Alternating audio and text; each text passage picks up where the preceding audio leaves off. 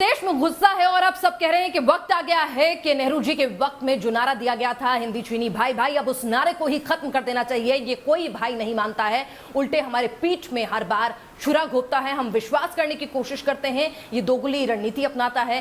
कहां टेबल पर बातचीत हो रही थी और कहां हमारे सैनिकों को घात लगाकर प्लान तरीके से हमला किया। ये कोई उकसावे वाली कार्रवाई नहीं थी कि हीटेड आर्ग्यूमेंट हुआ और आपने जवाबी कार्रवाई कर दी। जाहिर सी बात है अब चीन की इन हरकतों से पूरे देश में उबाल है। भूतपूर्व सैनिक जो हैं वो प्रदर्शन कर रहे हैं, चीनी दूतावास के बाहर जाकर अपना रोष प्रकट कर रहे हैं और कड़ी कार्रवाई की शहादत के बदले की मांग कर रहे हैं। तमाम देश अब ये चाहता है कि चीन को अब उसकी औकात दिखाई जाए, चीन को समझाया जाए कि जिस तरह से पूरी दुनिया में तुमने कोरोना का दंश दिया, जिस तरह से तुम्हारी विस्तारवादी नीति से वियतनाम हो, तुम्हारे पड़ोसी मुल्क हो, तमाम लोग जो हैं वो नाराज हैं, खफा हैं। अमेरिका से तुम टकराव की अदावत लगातार बोल लेते रहते हो, पूरी दुनिया में अलग थलग पड़ गए हो और ऐसे में भी तुम अपनी विस्तारवादी नीतियों से बाज नहीं आ रहे हो। ये वक्त है जब पलटवार होना चाहिए चीन पर, चाहे कंट्रोल तरीके से ही सही, चाहे 1967 1987 में जिस तरह से हमने छोटे छोटे कंट्रोल ऑपरेशन चलाकर ही चीन को ये बता दिया था कि देखिए ऐसा है कि आप हमारे इलाके से जो हैं वो दूर रहिए, हमारी जमीन पर आंखें ना दिखाइए, नहीं तो अंजाम भुगतने होंगे। और जो चीन ने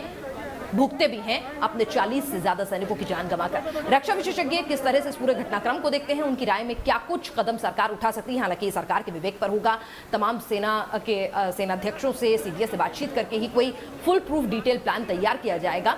लेकिन क्या कुछ कहना है पूर्व सैनिकों का, रक्षा विशेषज्ञों का, ये वो भी सुन लेते हैं। देखिए, परसों रात जो गालवान वैली में हुआ है वो एक बहुत ही सिग्निफिकेंट इंसिडेंट है। वो एक बिल्कुल नई सीमा रेखा उसने पार कर दी है, एक नई सिचुएशन क्रिएट की है। हमारे एक कर्नल और 20 जवान बेचारे शहीद हो चुके हैं। एक कर्नल 20 जवान, ये बहुत बड़ा आंकड़ा है और it cannot be taken lightly.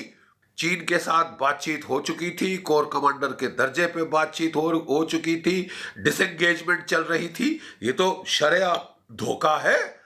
अब हमको चीन को एक बहुत साफ, बहुत कड़ी चेतावनी देनी होगी कि साहब ये धक्का मुक्की का दौर जो कि इतना घातक हो गया है, अब ये नहीं चलेगा।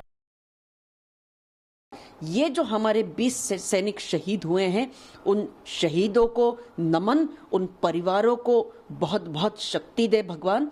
और इसका ज़रूर चाइना को हिसाब और जवाब ये देना पड़ेगा और हम चुप बैठने वालों में से नहीं हैं।